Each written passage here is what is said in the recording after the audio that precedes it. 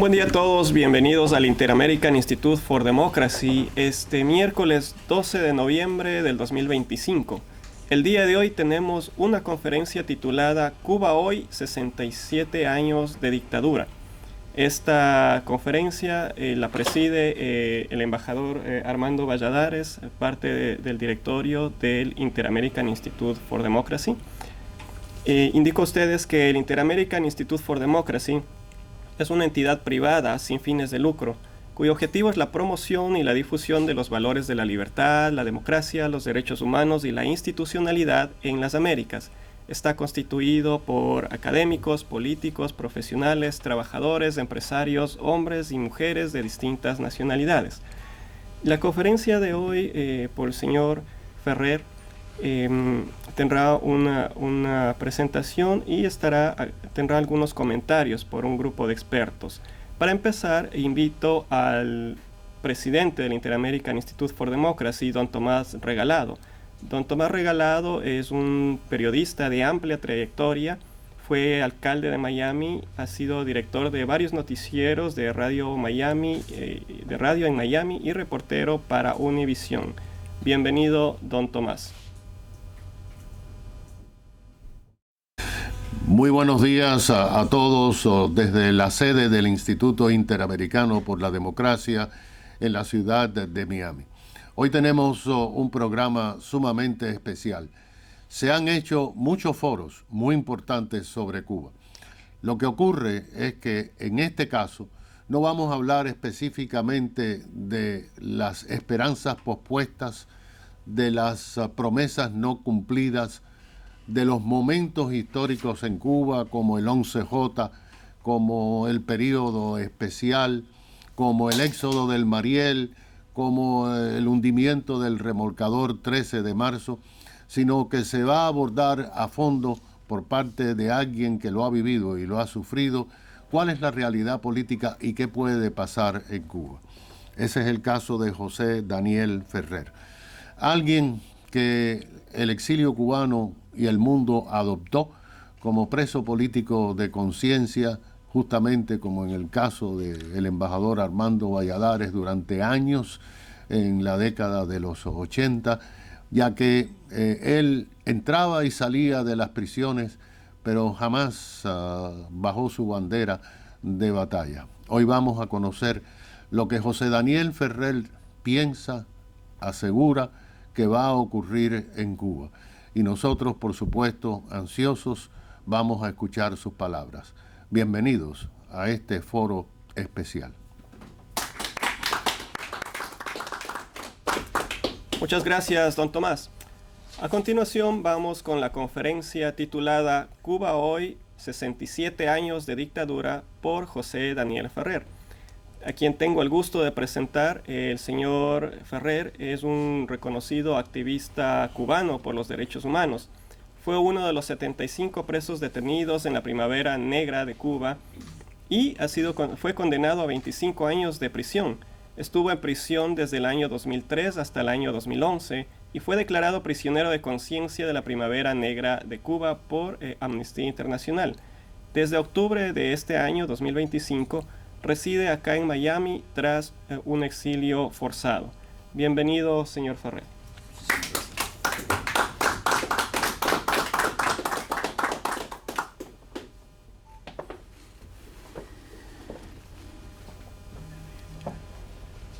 Sí, muchísimas gracias. ¿Se puede levantar un poco el micrófono?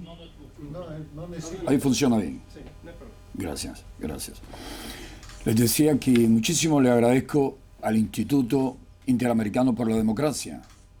Mucho le agradezco al señor don Tomás Regalado, también a Carlos Sánchez Berzaín, a Armando Valladares y además ilustres amigos que hoy se encuentran aquí.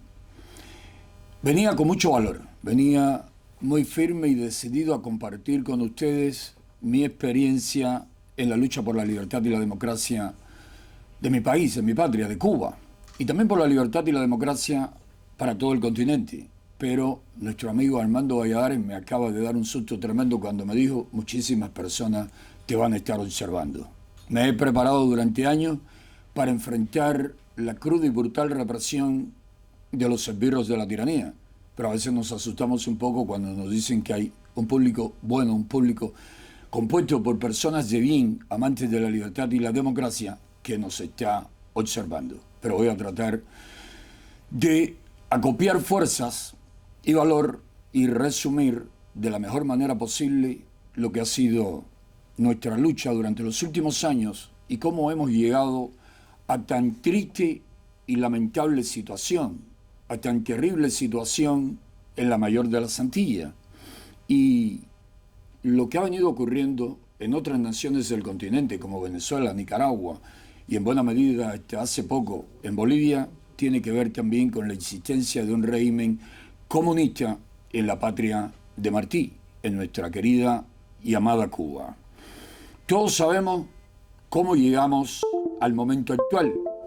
Todos sabemos cómo se fue profundizando la crisis que hoy vive nuestra nación. Primero, todo comenzó con falsas promesas, con engaño. Fidel Castro y sus más cercanos seguidores, porque la inmensa mayoría también le acompañaron engañados. Le prometió al pueblo cubano devolverle, restituirle la Constitución de 1940. Prometió al pueblo cubano resolver los problemas que nuestra sociedad tenía allá por la década de 1950 del siglo pasado. Mínimos problemas si los comparamos con los muy graves problemas creados por el régimen impuesto, instaurado por engaño y con terror por los comunistas en Cuba. Luego del triunfo, muchos cubanos creyeron que había llegado la hora en que una revolución democrática haría por los cubanos lo que faltaba por hacer. Nuestra nación en esa época era una de las naciones más desarrolladas de Latinoamérica. Tenía altos índices, no solamente económicos, sino también en materia de educación, de salud y otros, que luego con el tiempo el régimen usó, y me refiero a la salud y a la educación como sus principales banderas, mito que ya hoy en día no tiene sustento alguno. Un hombre que dijo siempre no ser comunista, luego, en 1961, a raíz de la, por desgracia, fracasada operación de Bahía de Cochinos, operación que pretendía salvar a Cuba del comunismo que ya se iba instaurando. Desgraciadamente, la administración estadounidense de aquel entonces abandonó a nuestros compatriotas y ya el régimen contaba con mucho apoyo de regímenes afines, de regímenes incluso comunistas, como era el caso de la Unión Soviética. Fidel Castro termina diciendo que él era comunista y que siempre lo fue. Una gran mentira que siempre negó hasta ese momento. Vimos lo que pasó a continuación, la crisis de los misiles y la, por desgracia también, nefasto acuerdo entre la administración estadounidense con los comunistas soviéticos, con Nikita Khrushchev. El pacto de que si los soviéticos retiraban los misiles, Estados Unidos no intervendría o no haría nada para ayudar al pueblo cubano a alcanzar la libertad, a alcanzar la democracia, a tener de verdad nuevamente funcionando la Constitución democrática de 1940. Con el apoyo soviético, con el apoyo económico, con el apoyo de asesores militares, de armamento, de tropas y con el apoyo de otras naciones comunistas, como el apoyo que le dio la Stasi de la Alemania Oriental y todos los países que formaban parte del Pacto de Varsovia, todos los países comunistas de Europa Oriental, el régimen cubano se constituyó en un serio peligro no solamente para la libertad y los derechos humanos de los cubanos, sino también para la libertad, la democracia y los derechos humanos en toda América Latina y en todo el continente. El régimen cubano se convirtió en una amenaza incluso para los Estados Unidos. El régimen cubano envió incluso con el apoyo soviético a cubanos, a jóvenes cubanos engañados a morir y a matar y a morir en otros continentes. África, por ejemplo, Angola, Etiopía, por mencionar Dos casos. Con ese importantísimo apoyo soviético, el régimen cubano se consolidó, se convirtió en un Estado totalitario que todo lo controlaba y que aún, por desgracia, lo sigue controlando casi todo. Y digo casi todo porque ya no puede controlar las ansias, los deseos de un pueblo que cada vez protesta más, se levanta más, resiste más, porque quiere vivir con libertad, quiere vivir con democracia, quiere que se respeten sus derechos humanos, quiere salir de la profunda miseria, de la destrucción total en que el régimen castrocomunista ha asumido a nuestra nación. Con ese apoyo, y durante años, no quedó otra opción para muchos compatriotas que el exilio, salir en busca de libertad, de respeto a sus derechos elementales y de oportunidades a otras tierras. Acá a los Estados Unidos, a Miami, por poner el destino principal de tantos exiliados cubanos, vinieron miles de compatriotas, ya desde los primeros años de la instauración en Cuba del régimen castrocomunista. Y hemos visto cómo, con su esfuerzo, con sus talentos, con sus habilidades, los cubanos ayudaron a hacer de Miami una floreciente y próspera ciudad, una de las ciudades más prósperas y florecientes del continente, mientras que La Habana, la ciudad o una de las ciudades más prósperas y florecientes del continente del Caribe, en aquella época se ha convertido en una ciudad en ruina, y aún peor el resto de las ciudades cubanas. Vino la caída del campo comunista, del bloque comunista, y muchos cubanos creímos que pronto caería ese régimen criminal, ese régimen incapaz de garantizarle a los cubanos al menos los tan cacareados derechos económicos, sociales y culturales de lo que tanto alardearon. Y que, repito, es un mito en el que ya nadie, a estas alturas, cree.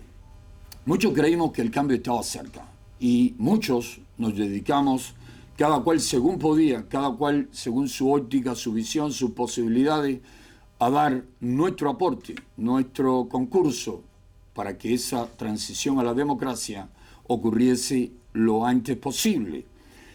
Y estoy hablando de principios de la década del 90. Surgieron organizaciones de derechos humanos, surgió el Comité Cubano Pro Derechos Humanos, surgió el periodismo independiente dentro de la isla y otras organizaciones y otros grupos y otras personas que comenzaron a trabajar en medio de un ambiente muy peligroso por la siempre muy fuerte represión que desata el régimen contra toda voz disidente, contra toda voz opositora, contra toda voz contestataria. Años de lucha y de prisión para muchos compatriotas. Recordemos, por ejemplo, la prisión de los firmantes de La Patria de Todos, de María Beatriz Roque, Felibone Carcasé, Vladimiro Roca y René Gómez Manzano. Y remitiéndome un poco atrás, no debemos obviar la heroica resistencia del presidio político cubano durante la década del 60, 70 y 80. Acá tenemos a uno de esos héroes de aquellos tiempos, Armando Valladares, los presos plantados, que sin duda, como he repetido en varias ocasiones, son de esos compatriotas, de esas personas que un poeta estadounidense retrató, resumió con los siguientes versos: las vidas de mayor grandeza nos llaman a seguir su derrotero, para dejar en la arena de los tiempos nuestro propio sendero, con tal de que a otros más les quede obvio el rumbo verdadero. Ellos, los presos de esos años, de esas décadas,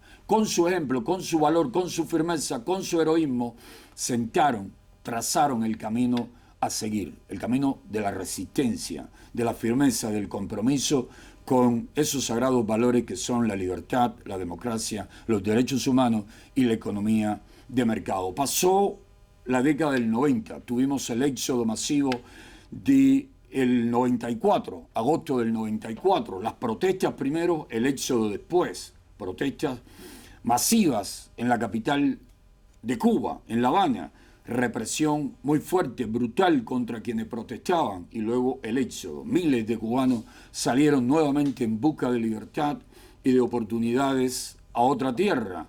Miles de compatriotas salieron huyéndole a la brutal represión de un régimen capaz de todo crimen con tal de mantenerse, de permanecer en el poder.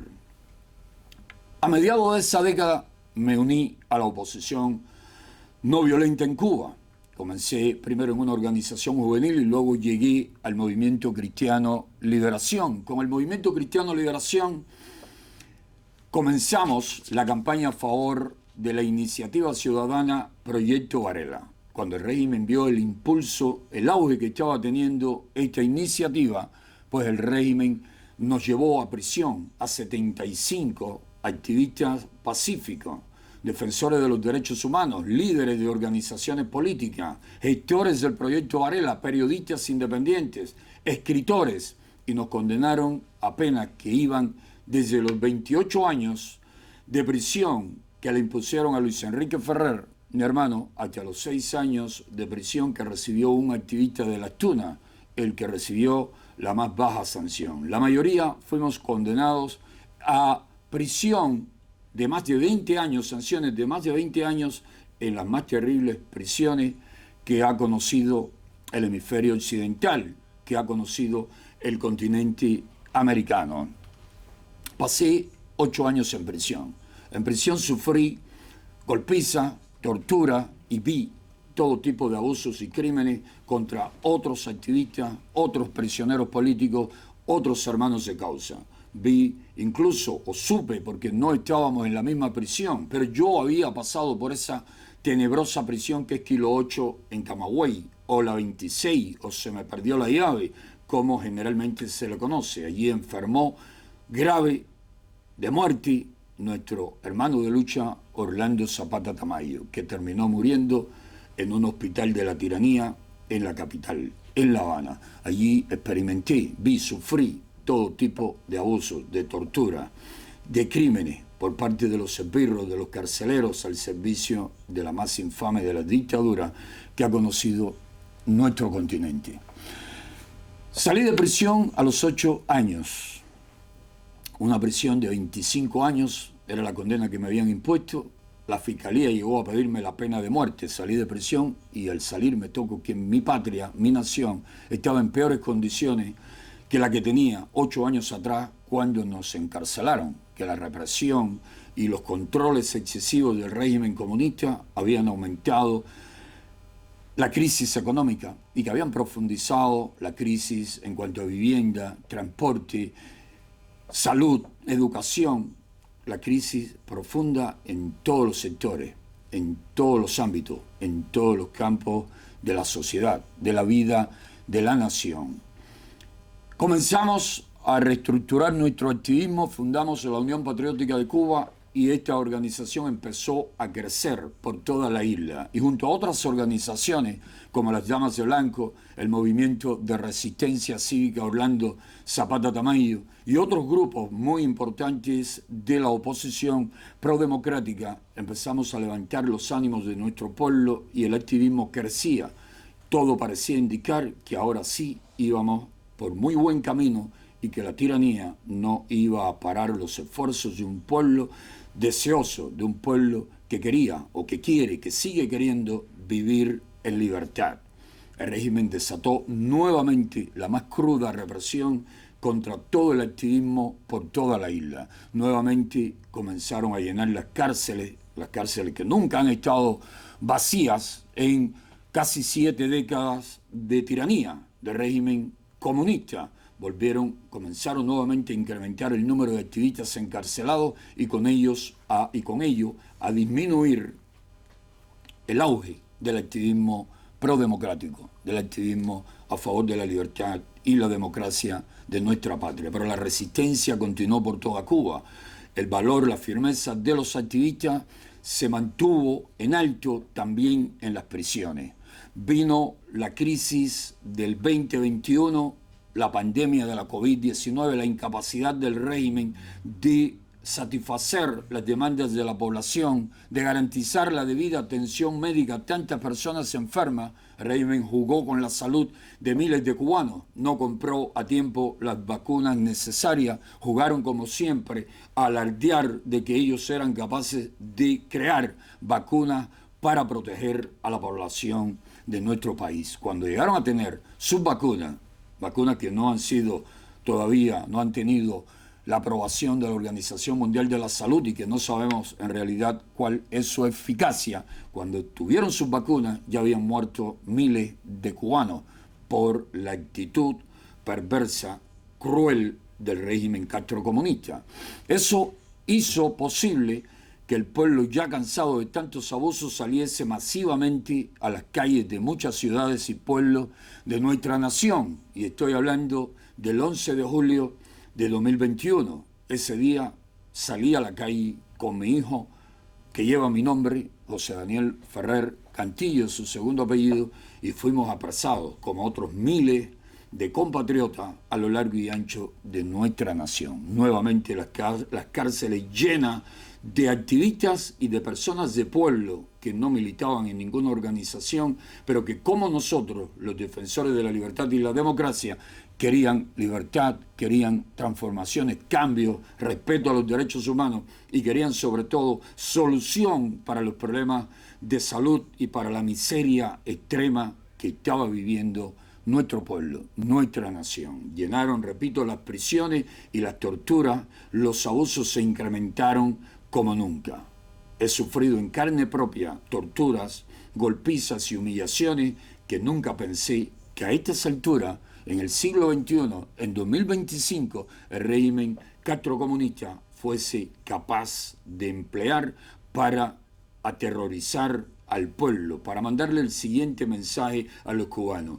Si protestas, si te organizas para luchar por la libertad y la democracia, te vamos a hacer esto que le estamos haciendo a los prisioneros políticos que se mantienen firmes, que se mantienen en una actitud, en una posición vertical en la lucha por el fin de la tiranía y el inicio de una Cuba democrática. Nunca pensé que llegasen a ese punto, no porque olvide que son crueles e infames en extremo, sino porque cada vez tenemos más amigos, más aliados en el mundo, más personas solidarias que defienden la causa del pueblo cubano y que son solidarios con las víctimas de la represión. No pensé que se atreviesen, incluso teniendo en los Estados Unidos una administración muy amiga que desde que el 20 de enero llegó al poder, comenzó de inmediato a tomar medidas enérgicas y muy positivas en contra de la dictadura y para favorecer la lucha del pueblo cubano en aras de la libertad y de la democracia. El régimen cada vez se muestra más agresivo, cada vez encarcela más activistas, el régimen cada vez aplica más tortura y tratos crueles, inhumanos, degradantes en sus muchas prisiones a lo largo de todo el territorio nacional. El régimen, aunque ha sumido a nuestra nación en la peor crisis de la historia, aunque nuestra nación está devastada, destruida por completa, aunque nuestra nación parece más bien una especie de aldea medieval que una nación en el siglo XXI, en 2025, el régimen sigue siendo no solamente un peligro para nuestro pueblo, sigue siendo una amenaza para la libertad, la democracia y los derechos humanos en el continente. El régimen cubano es un aliado imprescindible para el régimen venezolano de Nicolás Maduro. El régimen cubano también es un aliado muy importante para el régimen de Daniel Ortega y Rosario Murillo en Nicaragua. Y el régimen cubano es aliado, estrecho aliado estratégico de Rusia, de China, de Irán, de Corea del Norte, de Vietnam, de Laos y de otros regímenes comunistas o neocomunistas. El régimen cubano desea muchísimo que su aliado Venezuela se convierta en lo que se convirtió Cuba después de la crisis de los misiles. Ante las necesarias presiones que en estos momentos Estados Unidos y el pueblo venezolano están ejerciendo contra el régimen narcoterrorista de Nicolás Maduro, el régimen cubano desea, como también lo desea Maduro, que Rusia, que China los armen, los rearmen al máximo posible para mantener sus dictaduras y para convertirse cada vez en un peligro mayor para la seguridad de los Estados Unidos y la libertad y la democracia en todo el continente. Mi nación, Cuba, agoniza. Mi nación vive los peores momentos de su historia, pero también Cuba y el pueblo cubano que vive dentro y el pueblo cubano que vive en el exilio, que vive disperso por todo el planeta,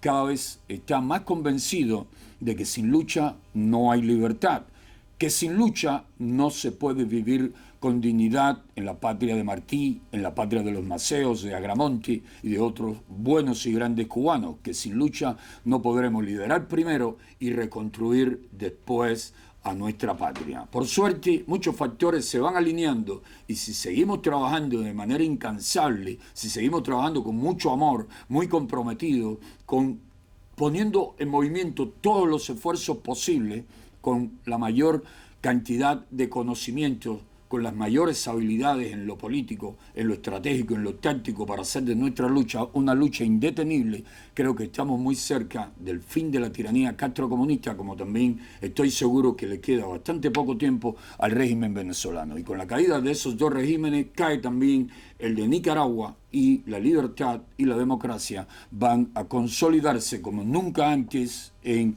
nuestro continente. Muchísimas gracias.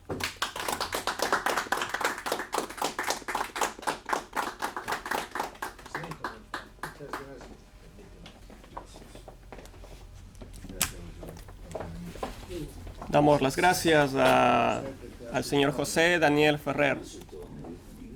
A continuación, invito a tomar la palabra al doctor Robert Evan Ellis. El doctor Evan Ellis es un reconocido analista, ha realizado más de 400 publicaciones, es además profesor e investigador de estudios latinoamericanos en el Instituto de Estudios Estratégicos de la Escuela de Guerra del Ejército de los Estados Unidos. Sus investigaciones en muchos casos se centran en las relaciones de la región con China y otros actores no occidentales, así como en el crimen organizado transnacional y el populismo en la región. Bienvenido, doctor Ellis. Muchas gracias.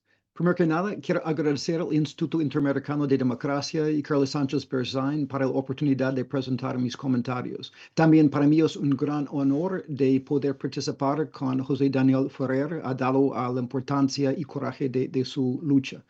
También quiero mencionar que esto hoy día es mi opinión y no necesariamente representa la posición de mi institución o el gobierno de los Estados Unidos. Quiero empezar mirando las implicaciones estratégicas de Cuba y su sobrevivencia en el contexto de todo lo que el señor Ferrer ha mencionado.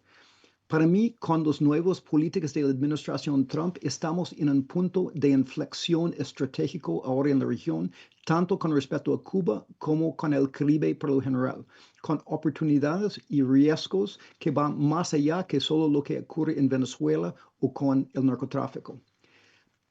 Importante mencionar que el Caribe es la frontera marítimo sureste de los Estados Unidos. Es una ruta clave para las drogas y migración irregular, pero también para numerosas rutas marítimas comerciales que conectan América del Norte y del Sur con el Pacífico. También, desde la perspectiva de seguridad nacional, algunas de las instalaciones militares estadounidenses más sensibles se encuentran en o cerca del Caribe. En tiempos de guerra en el Indo-Pacífico, los buques de guerra estadounidenses, muchos barcos de suministros militares y aquellos que transportan equipo pesado para la guerra pasarían naturalmente por la región, no lejos de Cuba. Como vimos durante la crisis de misiles en 1961, la ubicación geográfica de Cuba, próxima a los Estados Unidos, pero también central al Caribe, hace que ella y sus actividades de su régimen comunista tienen una importancia estratégica para los Estados Unidos.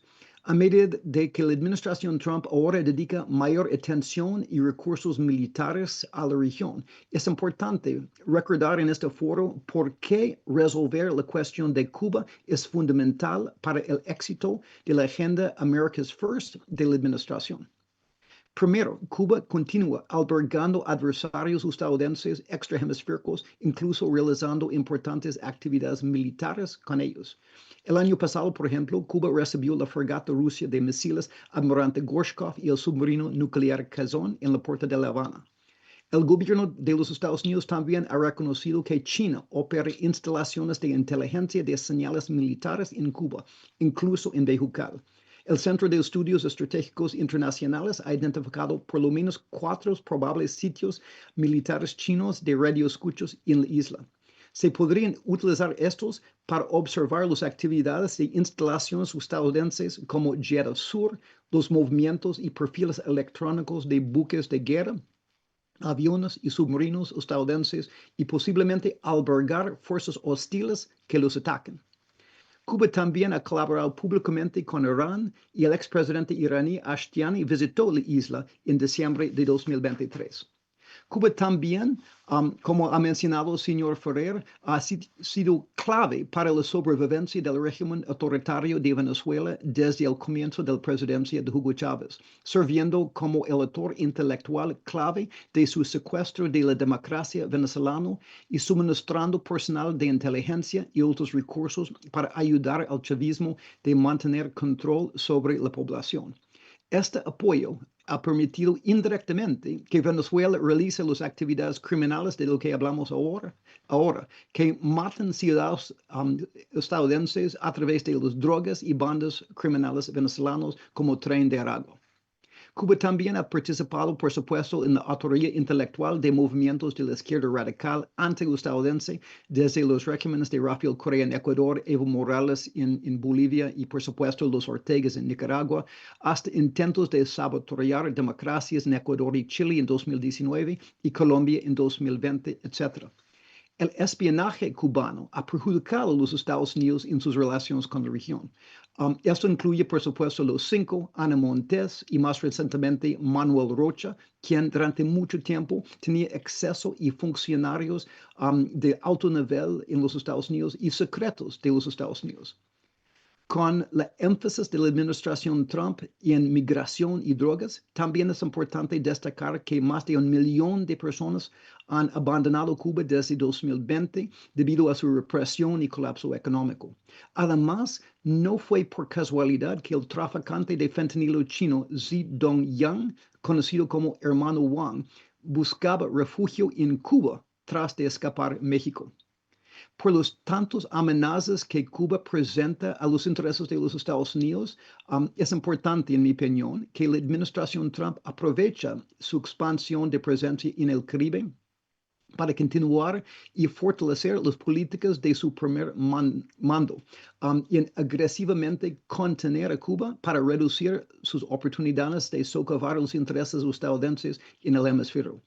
Como parte de esta actuación de Venezuela, la administración Trump, en mi opinión, debe exigir en privado que Cuba retire su presencia de inteligencia de Venezuela, que ha ayudado a este régimen a identificar y actuar en contra de los militares quienes han pensado en desertar Maduro. Y también debemos exigir que Cuba pare las actividades militares subversivas con Rusia, China y Irán. Si no, se podría considerar Cuba, y eso es clave para mí, blanco legítimo antes de en apoyar la infraestructura que sostiene cartel de los solos en Venezuela. Yo creo, por supuesto, por largo plazo, un Cuba democrático y amigo de los Estados Unidos es fundamental para la seguridad y prosperidad de los Estados Unidos en la región, aunque por ahora quizás una política de contención sea más prudente. Sin embargo, siempre debe ser acompañado por proveer información y nutrir espacios democráticos en que el pueblo cubano, como el coraje del señor Ferrer, podría exponer y esperar los fisuras en el régimen que eventualmente abren el camino para el fin del gobierno comunista y la reintegración de un Cuba democrático en la familia de naciones democráticas en la región. Muchas gracias. Muchas gracias, doctor Ellis.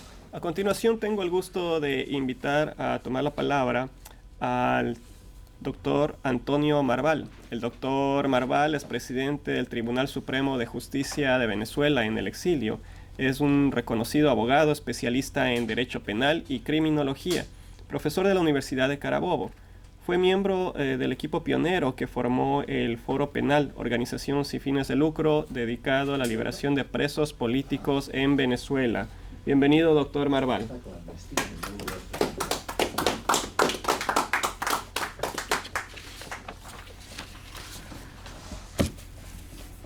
Muchas gracias por esta invitación. Para mí es un verdadero honor compartir esta tribuna con José Daniel Ferrer, hombre de libertad, hombre que ha sabido lo que es la tortura y lo que es lo duro de una lucha por lograr la democracia. Escuchándolo a él, no hay lugar a duda de que Venezuela es la réplica de lo que ocurre en Cuba. La tortura y persecución en Venezuela, la interferencia del mismo patrón cubano, actualmente ocurre en nuestra patria. Durante más de 6 décadas, ese modelo fue exportado y por supuesto Venezuela lo acogió con la llegada de otro dictador, de otro comunista como lo es Hugo Chávez Frías. En Venezuela actualmente las cifras dadas a conocer por organización como el Foro Penal está por encima de los 800 presos políticos. La tortura, las violaciones de los derechos humanos sin proceso alguno, hoy en día es la cifra más aberrante que existe en Venezuela. Las formas de torturas que están documentadas podemos señalar golpes múltiples en las manos, pies, objetos contundentes, asfixias, ahogamientos mediante bolsas plásticas de inmersión, descargas eléctricas en diferentes partes del cuerpo, especialmente en los órganos genitales, colgamiento y suspensión prolongada por las extremidades, exposición a sustancias psicotrópicas, inflamables y ácidas, lesiones causadas por amarras, esposas, posiciones forzadas, heridas cortantes en pies, extremidades inferiores, prolongado encapuchamiento que genera la desorientación, el trauma psicológico, la desaparición forzada, sin notificación a los familiares ni a los defensores, disparos, detonaciones, muertes, cerca de los oídos incluso como una forma de intimidación, torturas psicológicas mediante amenaza, aislamiento, manipulaciones emocionales y una que es muy triste, que es la violencia sexual, violaciones a mujeres, a niños que existen en Venezuela.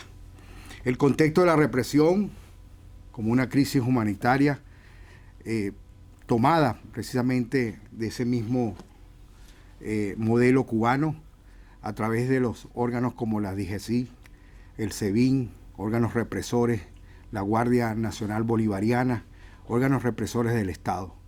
No solo tomaron los registros, las notarías, para tener el control incluso de las propiedades y así hacer las expropiaciones que vemos en Venezuela, sino también la represión. Las instituciones que no existen ya en Venezuela, una de ellas, la del Tribunal Supremo de Justicia, se convirtió también en un apéndice del régimen de Nicolás Maduro. Hoy en día la autonomía y la independencia de los jueces no existe en Venezuela, por el contrario, coadyuvan a que estas violaciones se hagan en Venezuela. Ya no son nada más los jueces, son también los fiscales y los defensores públicos, porque ya en Venezuela la defensa como tal no existe. Los defensores forman parte de ese mismo brazo ejecutor del régimen para llevar a los presos políticos a una sentencia sin un debido proceso. Todo esto que nos narró perfectamente el amigo José Daniel Ferrer ocurre también tal cual en la misma situación en nuestro país, en Venezuela. Sin embargo, hay una esperanza. Venezuela, en los actuales momentos, transitamos por uno de los mejores caminos y con mayor fe y esperanza estamos ya en el ocaso del régimen. Estamos seguros que pronto Venezuela será libre y al ser libre Venezuela también será libre Cuba, será libre Nicaragua y todos esos países del hemisferio que también han copiado ese modelo castrochavista. La historia nos dice, y Bolívar bien lo señaló en una oportunidad, que el látigo del tirano podrá herir la carne, pero jamás el alma de quien no se doblega y quien lucha por la libertad y quien nació para ser libre. Así, estas son mis palabras para usted, que usted no sea doblegado a la tiranía, y así como muchos venezolanos que tenemos también que no se han doblegado a la tiranía. Venezuela será libre, Cuba será libre y tendremos un continente de libertad, de justicia y de paz. Muchas gracias.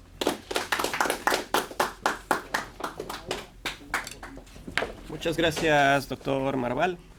A continuación, invito a tomar la palabra a Darcy Borrero. La señora Borrero es una reconocida periodista acá en Miami, graduada de la Universidad de La Habana, investigadora, ganadora de premios internacionales por su labor investigativa como reportera. También ha documentado y contribuido a hacer un registro tanto de lo acontecido con los familiares arrestados y las personas que fueran condenados a prisión como resultado del lanzamiento del 11 de julio en Cuba. Bienvenida, señora Borrero.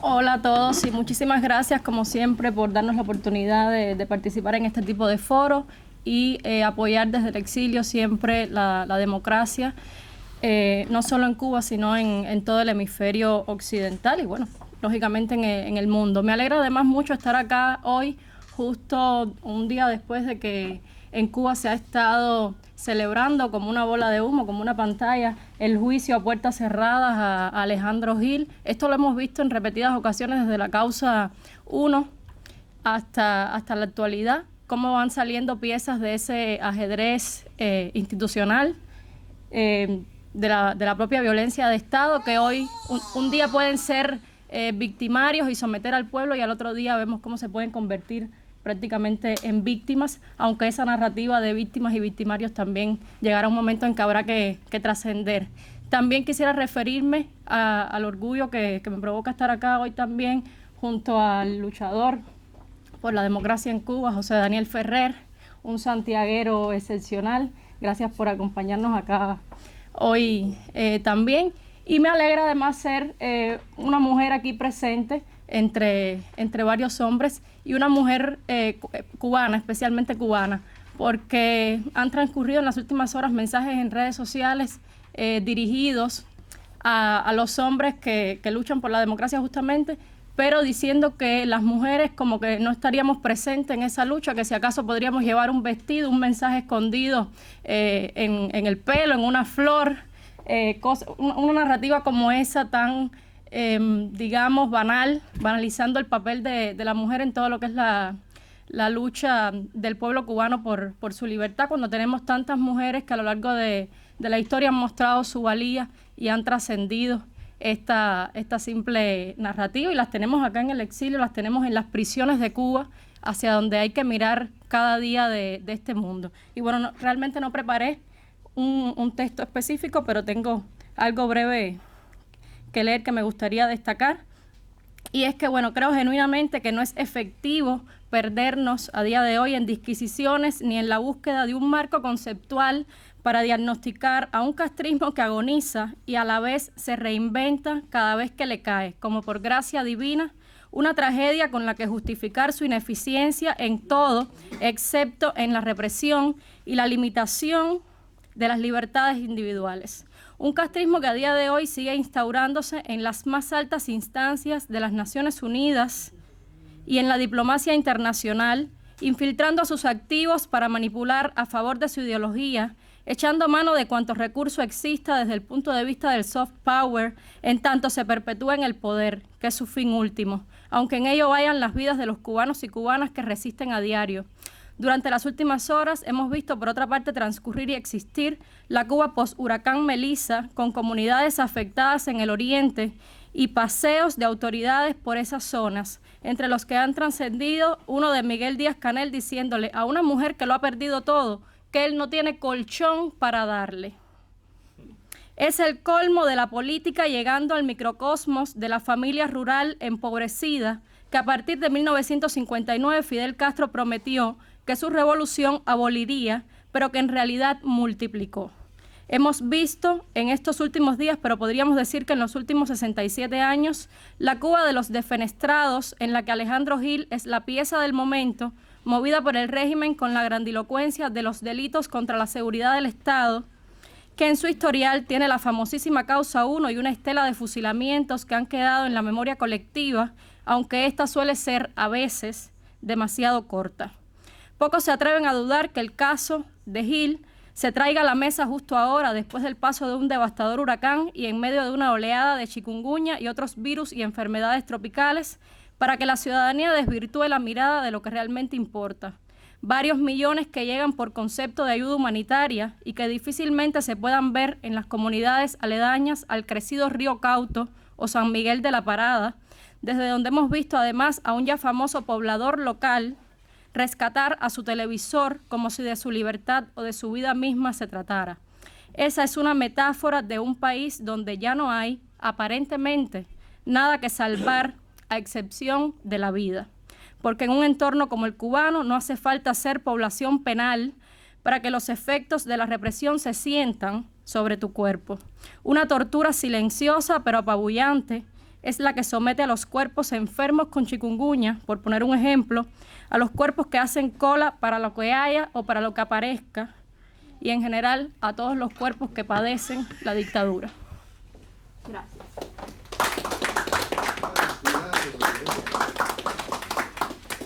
Muchas gracias, señora Borrero.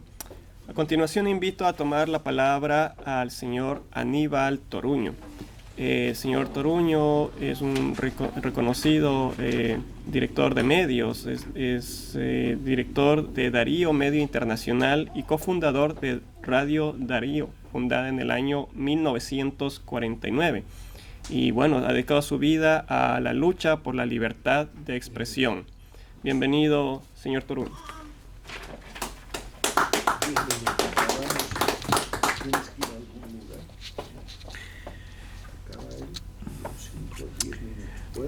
Muy buenas tardes. Quiero agradecer al Inter-American Institute for Democracy por su invitación. Expresar mi admiración hacia José Daniel, su obra, y tener el gusto después de tantos años de conocer a don Armando Valladares. Es un placer estar aquí, sé su historia y su obra también. A los colegas venezolanos y a don Carlos, muchas gracias por permitirme estar acá. Vivo mi tercer exilio, soy parte de 94 ciudadanos que fueron desnacionalizados, desnaturalizados, expropiados y acusados de desestabilizar Nicaragua. Nosotros somos parte de un eje, el eje del mal, Cuba, Nicaragua y Venezuela, que son básicamente satélites de China, Rusia e Irán. Han pasado 67 años en que el pueblo cubano heroico ha tratado y trabajado y luchar por encontrar su libertad y su retorno a la democracia.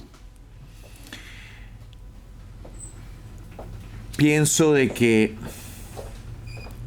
en este nuevo mundo que está lleno de narcoestados, que son parte de una maquinaria, de un crimen organizado en el que están respaldados por China, Rusia e Irán, en el que pareciera que los organismos internacionales no tienen los mecanismos para poder ayudar y apoyar, para poder resolver, y a veces tal vez diría yo, la democracia que vuelve a ver al otro lado de estados que de alguna manera se convierten en responsables en el sentido de no poder respaldar el enorme lucha y sacrificio de regresar a nuestras patrias, en el caso de Cuba, en el caso de Venezuela y Nicaragua. Y me pregunto, y quiero dejar esto, me parece que el problema de nosotros tres, nuestros países, es un problema de todos, es un problema que tiene que ver con la suma y entender y comprender que Cuba ha pasado por mucho. 67 años se han hecho los diferentes intentos, como sanciones, tienen todas las sanciones imaginables. Y yo me pregunto, cuando vuelvo a ver a Nicaragua, Nicaragua tiene 11 años más 18, 29 años, tenemos a tener básicamente a los sandinistas. Muchos a veces hacen las sumas relativamente como que Daniel Ortega está ahí. Nosotros llevamos 30 años de tenerlos ahí y de estar luchando con eso. ¿Qué nos hace falta? Además de sanciones, además del esfuerzo y el empeño de hombres como ustedes que luchan por la libertad de esos pueblos. ¿Qué ha hecho falta en la ecuación para poder lograr finalmente el retorno a nuestros países? Cuba languidece, se mueren de hambre, hay una miseria extrema. Sin embargo, de alguna u otra manera, siguen y permanecen en el poder, sujetando a un pueblo y una nación extraordinaria de la que tenemos que aprender muchísimo. Nací, crecí viendo y sobre todo soy radiodifusor en la creatividad y el talento de lo que era Cuba. En Cuba nació la televisión, nacieron los programas, la radio. Era un ejemplo para toda Latinoamérica y el mundo, eso cayó. Y creo yo, en mi percepción de esto y en mi valoración, si hay hombres y mujeres valientes, si hay ciudadanos que siguen luchando, hemos andado en el exilio que a veces parece un éxodo, en el caso de los cubanos, en el caso de los nicaragüenses y los venezolanos. ¿Qué nos hace falta a nosotros como para poder resolver la situación en nuestros países? Y Cuba, tenemos muchísimo que aprender, han pasado por mucho, han probado de todo. Y creo que es una admiración extraordinaria. Creo que hay que sumarnos, creo que hay que juntarnos y hacer esfuerzo. No es un problema de Cuba y de Venezuela y de Nicaragua, es un problema de Cuba. Abrazarnos y luchar hacia adelante para encontrar la solución para que en nuestros pueblos regrese democracia y libertad.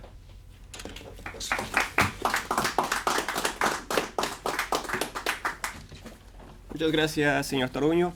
A continuación invito a tomar la palabra al doctor Carlos Sánchez Berzaín. El doctor Berzaín es abogado, politólogo, ha sido ministro de la Presidencia, de Gobierno y de Defensa, además de diputado nacional de la República de Bolivia. Es un reconocido escritor, catedrático y estadista, director del Inter-American Institute for Democracy. Bienvenido, doctor. Gracias, don Francisco. Empiezo agradeciendo a nuestro invitado especial y conferencista del día de hoy, José Daniel Ferrer, que además ha sido distinguido por el Inter-American Institute for Democracy con el premio más importante a la libertad y la democracia que otorga el instituto y que lleva el nombre de nuestro expresidente y fundador, Carlos Alberto Montaner. El premio va a ser entregado el próximo 4 de enero en una sesión de honor. El 4 de diciembre, perdón, en una sesión de honor en el Museo de la Diáspora Cubana. Junto con José Daniel Ferrer, recibirá el premio George Washington al legado a la democracia el expresidente de Colombia, Álvaro Uribe Vélez, porque ese es el nivel de la gente que lucha por la democracia y que lucha por la libertad. Empiezo diciendo que tenemos en esta reunión dos héroes, porque héroe en el concepto y en la definición del idioma quiere decir la persona que realiza una acción muy abnegada en beneficio de una causa noble. Un héroe es la persona ilustre y famosa por sus hazañas y sus virtudes. Y aquí está nuestro director y miembro del Consejo, el embajador Armando Valladares, que estuvo un poco más de 22 años en las cárceles cubanas y que después fue embajador de los Estados Unidos ante la Organización de Derechos Humanos de las Naciones Unidas. Y está un héroe de este tiempo que acaba de salir de la cárcel y que acaba de ser forzado al exilio, como lo fue hace décadas Armando Valladares, que es José Daniel Ferrer. Y estos héroes, estas personas que realizan acciones extraordinarias y acciones abnegadas, lo hacen en beneficio de una causa que es inherente a la naturaleza humana, la vida y la libertad. Son héroes que están defendiendo la esencia del ser humano, el derecho fundamental, el derecho humano más importante, que es la vida y la libertad, que desde hace casi 67 años están oprimidos, vejados y sometidos por la dictadura de Cuba, que desde el principio fue y es una organización de delincuencia organizada, que en el siglo XXI se ha transnacionalizado más allá de lo que pudo hacer en el siglo pasado en el ideario criminal de Fidel Castro del internacionalismo. En el siglo XXI, lo que era el siglo pasado el castrismo, la dictadura criminal castrista, se ha convertido en el proyecto transnacional del socialismo del siglo XXI con el dinero y el petróleo de Venezuela que les dio Chávez y con el soporte que ya desde la caída del muro de Berlín le daba Lula da Silva con el Foro de Sao Paulo. La historia del siglo XXI en las Américas es la historia de la expansión de la dictadura de Cuba. ¿Y qué quiere decir la expansión de la dictadura de Cuba? Quiere decir la expansión en las Américas de las prácticas más criminales de las que pueda tener registro la historia, que están probadas por la misma historia. Narcoestado. Cuba es el primer narcoestado de las Américas cuando Fidel Castro se asocia con el narcotraficante colombiano Pablo Escobar y con el narcotraficante boliviano Suárez Gómez. Termina fusilando al general Ochoa de la Guardia, pero eso no puede tapar el hecho de haber fundado el primer narcoestado, y hoy día es el narcoestado líder de la región. El cartel de los soles está identificado en Venezuela, pero el jefe del cartel de los soles está en Cuba. Y esa jefatura está puesta en evidencia por hechos registrados por la prensa internacional. En la última década, 2 barcos que salen a su tiempo cada uno del puerto del Mariel en Cuba son interceptados en Panamá. Uno con 4 toneladas de cocaína con rumbo a Turquía y el otro con cerca de 10 toneladas disfrazadas dentro de un embarque de carbón. ¿Desde cuándo Cuba produce cocaína? Hay coca en Cuba. Cuba se ha convertido, además de narcoestado, en el estanco de la cocaína que el cartel de los soles manda desde Venezuela, que recibe del narcoestado de Bolivia instalado con Evo Morales y de los grupos criminales fundados por Cuba, las FARC, el ELN, fundados en la década de los 60 en Colombia, que suministran ese producto. Han expandido los narcoestados y en vez de tener un narcoestado que era Cuba a principios de este siglo, hoy día son narcoestados Cuba, Venezuela, Nicaragua y Bolivia. El otro elemento es que ha expandido su mecanismo de terrorismo de Estado. Terrorismo de Estado se define como las acciones criminales que se cometen desde el gobierno con el propósito de generar miedo en la población, de manera que con ese miedo se logren conductas de sometimiento que de otra forma no serían posibles. Y aquí están 2 víctimas del terrorismo de Estado, Valladares y Ferrer. Ferrer el más reciente, encarcelado, liberado, reencarcelado, sentenciado, amenazado, enfermado, torturado en las cárceles, hasta que es forzado a salir al exilio para salvar la vida de su esposa y de su hijo. Pero cuando sale al exilio, lo que hace es esa gran frase, esa gran palabra ya dicha por un guerrero notable en la en la Segunda Guerra Mundial, volveré.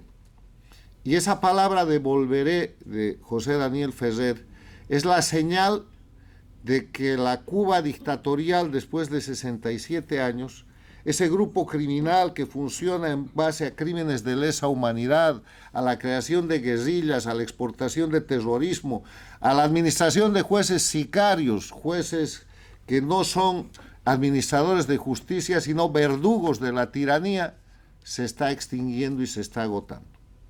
Y se está agotando, además de por la quiebra que trae la corrupción, la ineficiencia, el centralismo, el estatismo, el comunismo que tienen, que ha sembrado la miseria en Cuba, en Venezuela, en Bolivia y en Nicaragua, como se puede ver hoy día, y que ha alcanzado incluso sus gobiernos paradictatoriales, como la Argentina con el kirchnerismo, como el Ecuador con la dictadura de Correa, que era una expansión también de la dictadura cubana, como la miseria que han expandido en toda la región, que va acompañada de crimen, se está agotando además porque la realidad de política internacional y geopolítica ha cambiado este año 2025.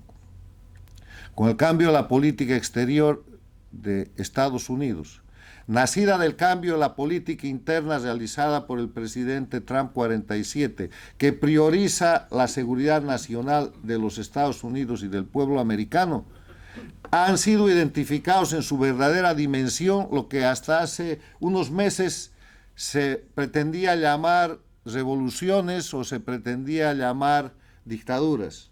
Son grupos de delincuencia organizada transnacional que conforman un solo bloque. Ya nadie cree en la revolución cubana.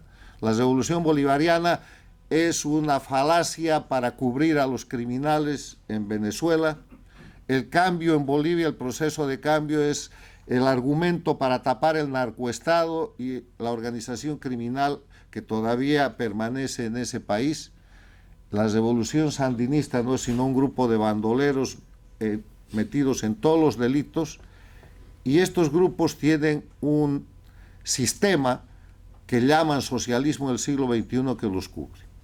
El cambio geopolítico que se produce en la región ha venido a dar el único elemento que faltaba para liberar a los pueblos de Cuba, Venezuela, Nicaragua y Bolivia. Porque todo el mundo se pregunta y dice, ¿por qué con tanta lucha, con tanta resistencia, con tanto héroe, con tanto encarcelado, con tanta sanción y con tanto discurso a nivel internacional no caen las dictaduras? Por una sencilla razón. Porque hasta ahora en la confrontación no había una lucha de igual a igual. Mientras las dictaduras de Cuba y sus satélites y su expansión usan la tortura, las armas, la agresión, la lucha armada, la amedrentación, la violencia, las democracias se defendían simplemente en el marco de lo que es lo políticamente posible, lo políticamente correcto, que presentaban democracias en un escenario de indefensión. Pues esto ha cambiado con el cambio de la política exterior de Estados Unidos y ahora la confrontación es de igual a igual. Ahora está sucediendo que los narcotraficantes que exportan muerte y asesinato en sus lanchas con cargas de cocaína están siendo objeto de operaciones legítimas de parte de la democracia más grande del mundo, de las fuerzas armadas más importantes del mundo, para neutralizarlos. Y las dictaduras van a caer por dos razones. Primero, porque el eje de confrontación es democracia contra el crimen y la democracia se está defendiendo. Y segundo, porque el crimen está recibiendo la aplicación internacional de lo que es el Estado de Derecho de la comunidad internacional o el cumplimiento de la ley internacional que le corresponde. Esto es cuestión de meses. Yo creo que el próximo año, el año 2026, es el año de la liberación de los pueblos. Este año vamos a ver la liberación que avanza en Bolivia, donde el presidente Rodrigo Paz ha tomado el gobierno, le corresponde ahora tomar el poder y desmantelar el narcoestado, donde en días o en semanas vamos a ver la extinción del cartel de los soles en Venezuela y a partir de eso la liberación de los pueblos de Cuba y Nicaragua. Muchas gracias. Damos las gracias al doctor Berzaín. Con esto concluye la conferencia Cuba Hoy, 67 años de dictadura. Damos las gracias a quienes nos acompañaron en las oficinas del instituto y quienes se unieron a través de las redes. Un buen día. La foto.